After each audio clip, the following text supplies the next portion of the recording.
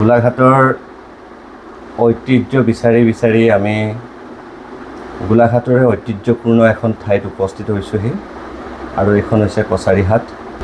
ভাৰতৰ পঞ্চমজন ৰাষ্ট্ৰপতি ফখৰুদ্দিন আলী আহমেদৰ জন্মস্থান গোলাঘাটতে। তেওঁৰ পিতৃ কোন আছিলে, পিতৃয়ে কি কৰিছিলে আৰু ফখৰুদ্দিন আলী আহমেদ ক'ত অধ্যয়ন কৰিছিলে, অসম চৰকাৰৰ কোনখন মন্ত্ৰীসভাত তেওঁ মন্ত্ৰিত্ব লাভ কৰিছিলে, ভাৰতৰ কোনজন প্ৰধানমন্ত্ৰীৰ কালত তেওঁ মন্ত্ৰিত্ব লাভ কৰিছিলে, কি মন্ত্ৰিত্ব লাভ কৰিছিলে, সেই কথাখিনি আমাৰ সন্মুখত বহি থকা ককা সৰ্বানন্দ মজুমদাৰৰ মুখেৰে শুনো। ফখৰুদ্দিন আলী আহমেদৰ জন্মস্থান হৈছে কছাৰীহাটত। বহুতে ভাবে গোলাঘাটতে। একচুৱেলি ফখৰুদ্দিন আলী আহমেদৰ জন্ম কছাৰীহাট তিনিআলিত হোৱা নাছিলে। কওকচোন, ফখৰুদ্দিন আলী আহমেদৰ নাম আপুনি জানে? কোন আছিলে তেওঁ? ভাৰতৰ ৰাষ্ট্ৰপতি। ৰাষ্ট্ৰপতি। কেই নম্বৰজন ৰাষ্ট্ৰপতি আছিলে? তেখেত পঞ্চম ৰাষ্ট্ৰপতি। ককাৰ স্মৃতি শক্তি এতিয়াও সতেজ হৈ আছে বুলি ক'ব পাৰি। আৰু এই যে বহু মানুহে কয় ফখৰুদ্দিন আলী আহমেদৰ জন্মস্থান কছাৰীহাটত বুলি বা গোলাঘাটত বুলি, এই কথাষাৰ আপুনি বুজাই কওকচোন। তেখেতৰ প্ৰকৃতাৰ্থতে ইয়াত জন্ম হৈছিলেনে, বা কছাৰীহাটৰ লগত গোলাঘাটৰ লগত ফখৰুদ্দিন আলী আহমেদৰ যিটো লিগেচি, এই লিগেচিটো কেনেকুৱা ধৰণৰ? তেখেতৰ পূৰ্বপুৰুষসকল আহোম ৰজাৰ দিনৰ পৰাই আমাৰ কছাৰীহাটত বাস কৰিছিল। ককাই কৈছে যে আহোম ৰাজত্ব কালৰ পৰাই ফখৰুদ্দিন আলী আহমেদৰ যিসকল পূৰ্বপুৰুষ, সেই পূৰ্বপুৰুষসকল কছাৰীহাটৰ এই তিনিআলিতে বাস কৰিছিলে।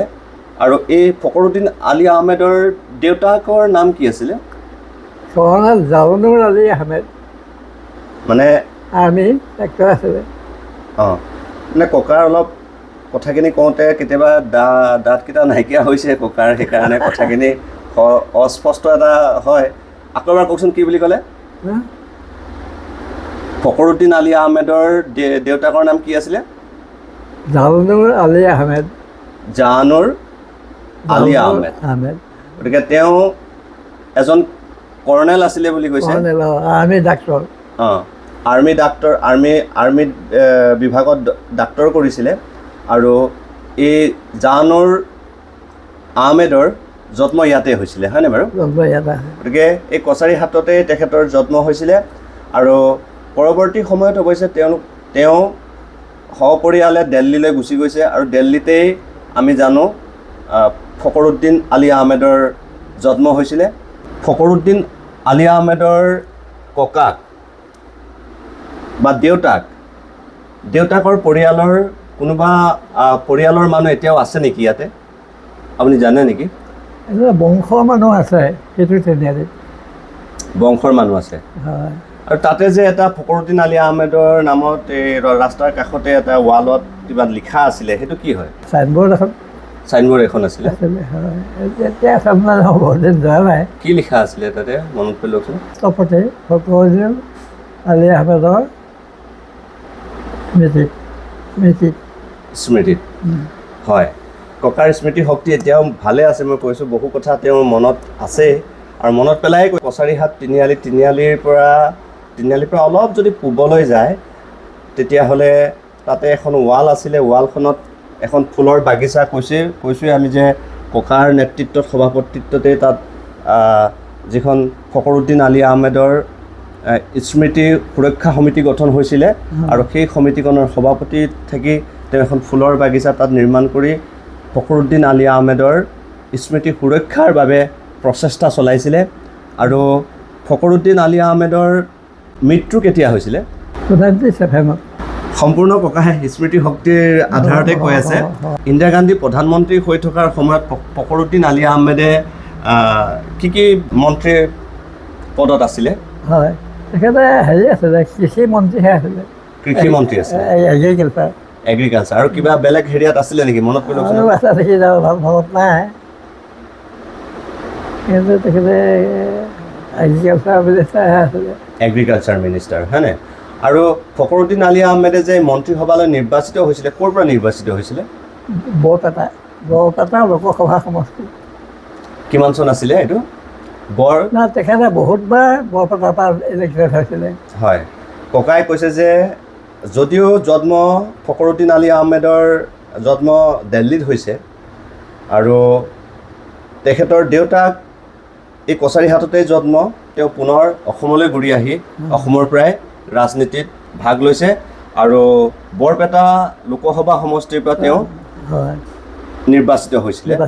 কেইবাৰ নিৰ্বাচিত হৈছিলে? তেওঁ তিনিবাৰকৈ নিৰ্বাচিত হৈছে নহয়?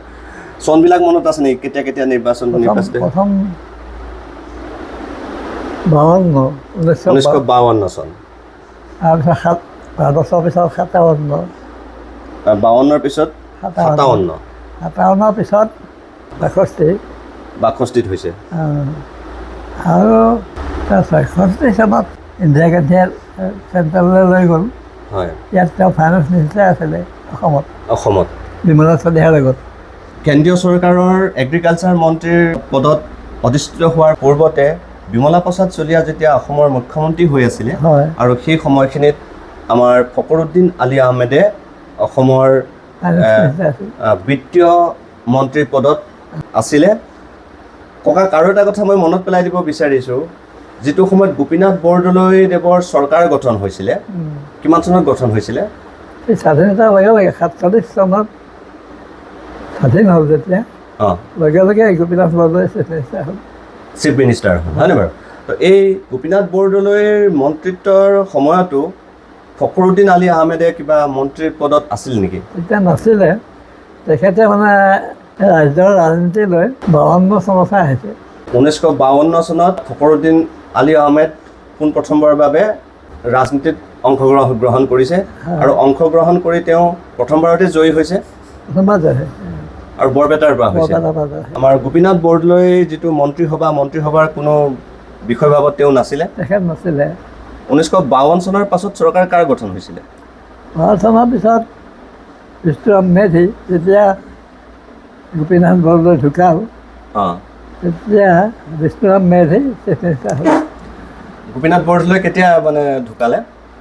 তেখেতে 50 চনত ঢুকাল। তেখেতে ৰাতি থিয়েটাৰ চাই আছিলে, হয়, গাটো বেয়া লাগিছে বুলি ঘৰলৈ গ'লেই আৰু বহুত কথা মানে ককাৰ কৈছোঁ নহয়, স্মৃতি শক্তি এতিয়াও অটুট আছে। তেখেতে কৈছে যে গোপীনাথ বৰদলৈ কেনেকৈ মৰিছিলে, 1950 চনত মৃত্যু হোৱা বুলি কৈছে। 1950 চনত যেতিয়া থিয়েটাৰ চাই আছিলে ন, থিয়েটাৰ চাই থকাৰ সময়তে গা অকণ বেয়া কৰিলে, বেয়া কৰাৰ পিছত ঘৰলৈ গ'ল, যোৱাৰ পিছত তাতে লগে লগে ঢুকাল আৰু লগে লগে শেষ নিশ্বাস ত্যাগ কৰিলে। আৰু ককাই কৈছে যে গোপীনাথ বৰদলৈ যিটো সময়ত মন্ত্ৰী হৈ আছিলে অসমৰ মুখ্যমন্ত্ৰী, অৱশ্যে তেতিয়া প্ৰধানমন্ত্ৰী বুলি কয়, হয়নে বাৰু? তেতিয়া পিছত প্ৰধানমন্ত্ৰী বুলি মুখ্যমন্ত্ৰী হৈছে। প্ৰথম মানে 46 চনতেই স্বাধীন হোৱাৰ আগতেই মানে অস্থায়ী চৰকাৰ গঠন কৰিছিলে গোপীনাথ বৰদলৈ, তেতিয়া প্ৰধানমন্ত্ৰী। যেতিয়া 47 চন হ'ল, স্বাধীন হ'ল, তেতিয়া চিফ মিনিষ্টাৰ, মুখ্যমন্ত্ৰী।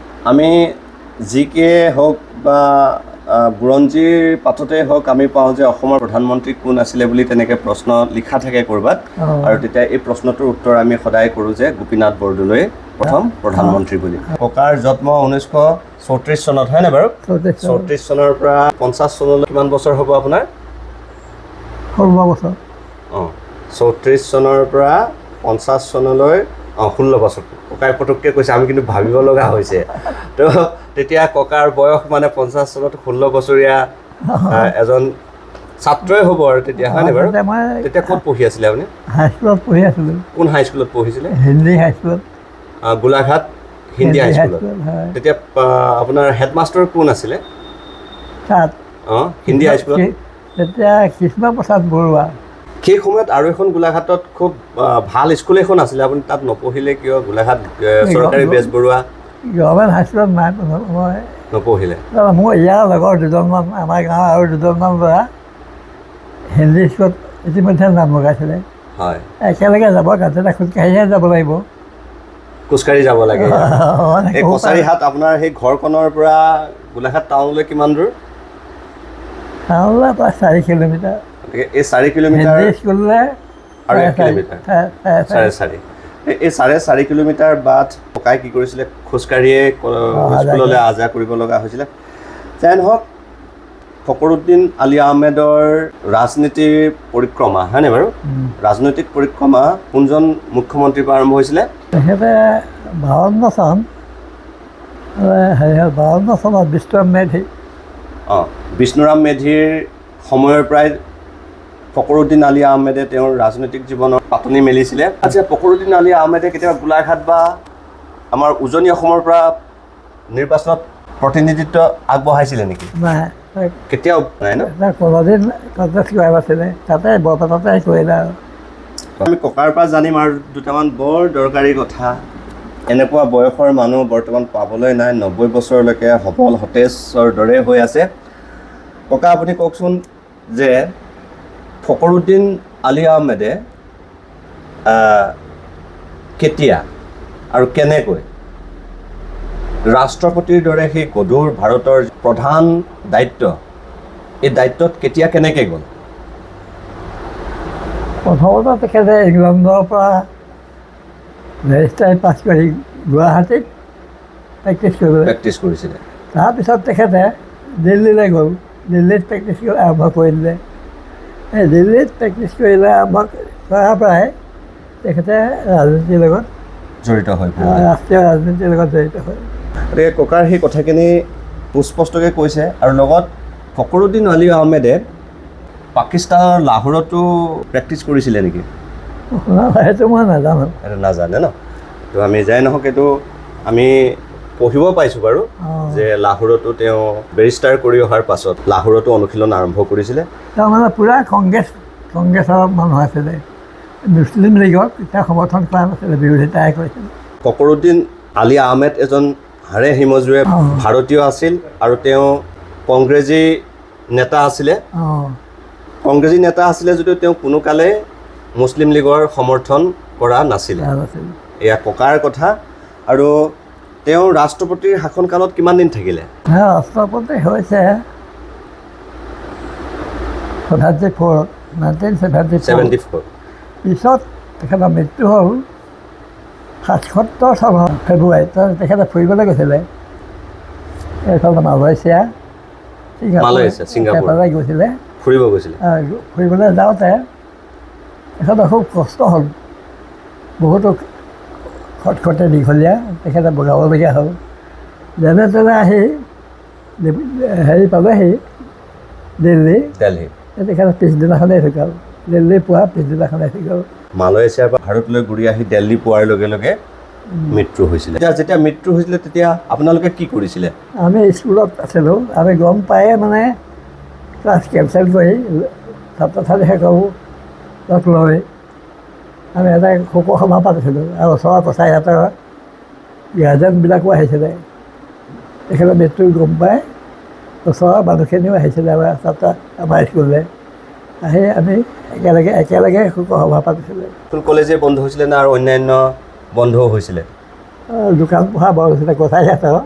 গতিকে এইটো এটা সেই সময়ত এনেকুৱা এটা শ্ৰদ্ধা আছিলে, কোনো দেশৰ কোনো এজন প্ৰখ্যাত ব্যক্তি মৃত্যু হ'লে সন্মান জনাবলৈ যাওঁতে স্বতঃস্ফূৰ্তভাৱে এনেকুৱা দোকান প্ৰহাৰ আৰু স্কুল কলেজ ৰাজহুৱা অনুষ্ঠান প্ৰতিষ্ঠানবিলাকো বন্ধ হৈ গৈছিলে।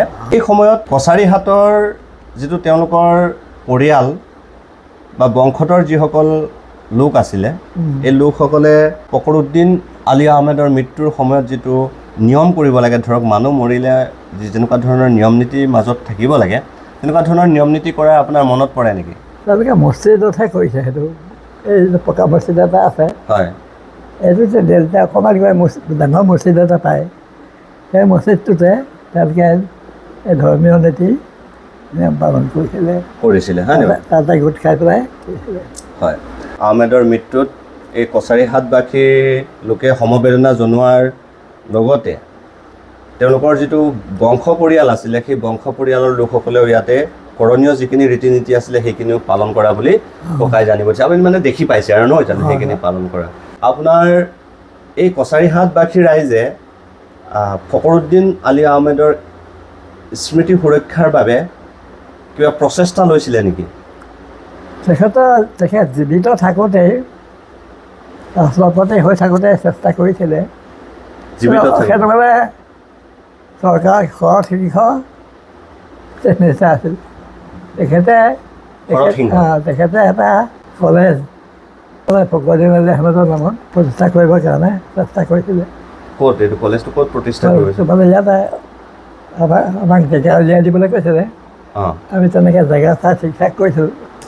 তিনিআলি পালোঁ সিফালে, সেইটো তিনিআলি পালোঁ সিফালে। ঘপকৈ যেতিয়া মানুহজন মৰি গ'ল, তেতিয়া চৰকাৰে ইণ্টাৰেষ্ট নিদিয়া হ'ল। ফকৰুদ্দিন আলি আহমেদ যেতিয়া ভাৰতৰ ৰাষ্ট্ৰপতি হৈ আছিলে, সেই সময়ত এই কছাৰীহাটত ফকৰুদ্দিন আলি আহমেদৰ নামত এখন ৰেচিডেঞ্চিয়েল মহাবিদ্যালয় প্ৰতিষ্ঠাৰ যোজা চলিছিলে। কিন্তু ফকৰুদ্দিন আলি আহমেদৰ অকাল মৃত্যুৱে এই কছাৰীহাটত যিখন ৰেচিডেঞ্চিয়েল কলেজ প্ৰতিষ্ঠা কৰি শিক্ষাৰ দিশত পোহৰ অনাৰ যিটো সপোন আছিলে, এই সপোনটো আধাতে চাৰকাৰ হৈ গ'ল। আৰু তেওঁৰ মৃত্যুৰ পৰৱৰ্তী সময়ত বহুবিলাক আমাৰ বিভাগীয় মন্ত্ৰী, অসমৰ মুখ্যমন্ত্ৰী আৰু স্থানীয় MLA আৰু অসমৰ মন্ত্ৰীসভাৰ মন্ত্ৰী পৰিষদৰ মন্ত্ৰীসকলক এই সম্পৰ্কত নিবেদন জনোৱা হৈছিলে, কিন্তু কোনো ফল নধৰিলে। প্ৰথম আমি শৰৎ সিংহকে ধৰিছিলোঁ। তেখেতে একদম আমাক প্ৰতিশ্ৰুতি দিছিলে যে আপোনালোকে এনাউন্স কৰি দিয়ক, চৰকাৰে কছাৰীহাটত মানে ফকৰুদ্দিন আলি আহমেদৰ নামত ৰেচিডেঞ্চিয়েল স্কুল প্ৰতিষ্ঠা কৰিব। তাৰপিছত যেতিয়া মানুহজন মৰি থাকিলে, তেওঁলোকে একো ইণ্টাৰেষ্ট নাইকিয়া হ'ল। এতিয়া মানুহক পাহৰি গ'ল। তাৰপিছত 91 চনত ফকৰুদ্দিন আলি আহমেদৰ নামতে চিমিট্ৰি ৰক্ষাৰ কাৰণে এখন কমিটি গঠন 91 চনত সেই চিমিট্ৰি ৰক্ষা কমিটিৰ সভাপতি মই আছিলোঁ, মোকে পাতিছিলে। আমি তেতিয়া সভা সমিতি পাতি চেষ্টাও কৰিছিলোঁ। প্ৰধানমন্ত্ৰী মনমোহন সিঙৰো আমি নিবেদন কৰিছিলোঁ। তেখেতে 50 লাখ টকা চেংচন কৰিছিলে, যিটো মানে হ'ব সেইটো কাৰণে। তেতিয়া চেংচনো কৰিছিলে, কিন্তু তথাপি ৰঙা ফিটা মেৰপাকত সেইটো মানে নহ'লগৈ। সেই সময়ত প্ৰধানমন্ত্ৰী কোন আছিলে?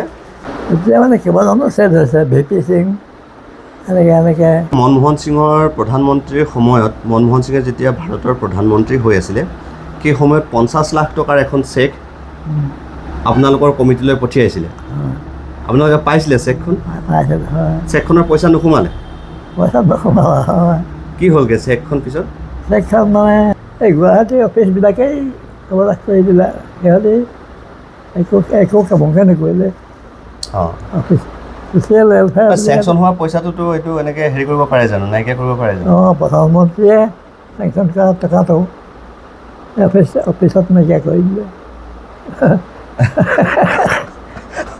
ককা আচৰিত হৈছে, এতিয়াও ভাবি থাকে বোলে এই পইচাটো ক'ত গ'ল, হয় নাই বাৰু? কৈছে এটা কথা সুস্পষ্টকৈ যে ৰাজনীতিৰ মেৰপাকত পৰি, মানে হয় নাই বাৰু, মেৰপেচত পৰি এই পইচাটো ক'ত কি হেৰাই গ'ল, বহুবাৰ আহ-যাহ কৰিও তাৰ সুফল। তাৰপিছত আৰু এটা কথা হ'ল কি, মানে যিসকল MLA আছিলে সোণেশ্বৰ বৰা, এয়া বৰ ভাল সহায় নকৰিলে। সোণেশ্বৰ বৰাইও আপোনালোকৰ কমিটিখনক বৰ সহায় নকৰিলে। হয়, সোণেশ্বৰ বৰা মই একে পাৰ্টি আছিলোঁ, ছ'চিয়েলিষ্ট পাৰ্টি। তথাপি তেওঁ আপুনি ছ'চিয়েলিষ্ট পাৰ্টিৰ আছিলে? মই ছ'চিয়েলিষ্ট পাৰ্টি আছিলোঁ।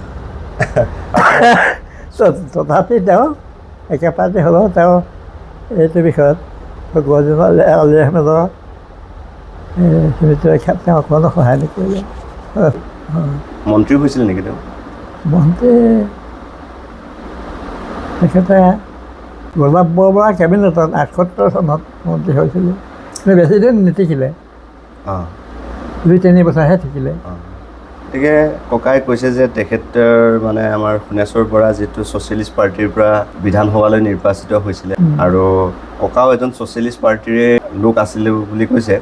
কিন্তু একে পাৰ্টিৰ হৈও ইমানখিনি সম্ভাৱনা থকাৰ এটা কাম প্ৰায় হ'ব লগা এটা কাম, সেইটো কামৰ কাৰণে অলপো তেওঁ সহযোগিতা নবঢ়ালে। আৰু নবঢ়োৱাৰ কাৰণে আচলতে এই পইচা যিটো 50 লাখ টকাৰ চেংচনৰ কথা কৈছে, এই চেংচনৰ পইচাটো অফিচতে নাইকিয়া হৈ গ'ল, হয়নে বাৰু? কিন্তু আচৰিত পাব লগা কথা, হয় নাই বাৰু?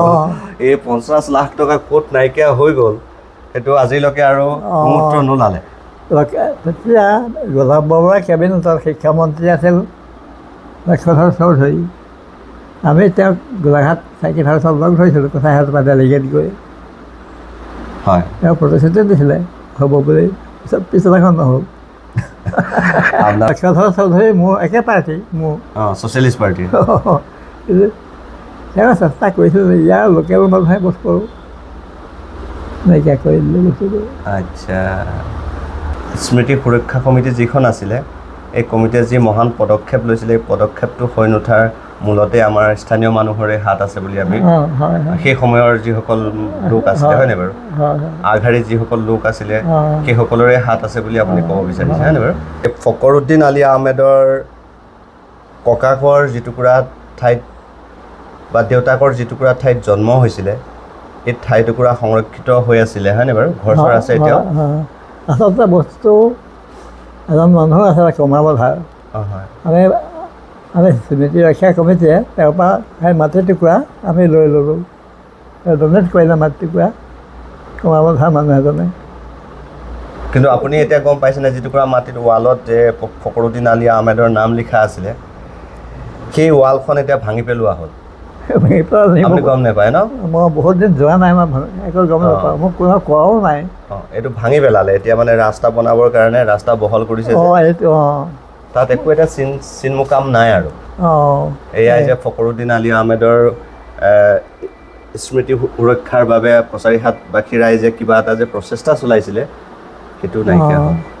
যে যাই নহওক, আমি ককাৰ লগত সেইখিনি কথা আলোচনা কৰিলোঁ যে ফখৰুদ্দিন আলি আহমেদৰ জন্ম গোলাঘাট কছাৰীহাটতে হৈছিলে বা গোলাঘাটতে হৈছিলে বুলি আজিও বহুত মানুহে ভাবে।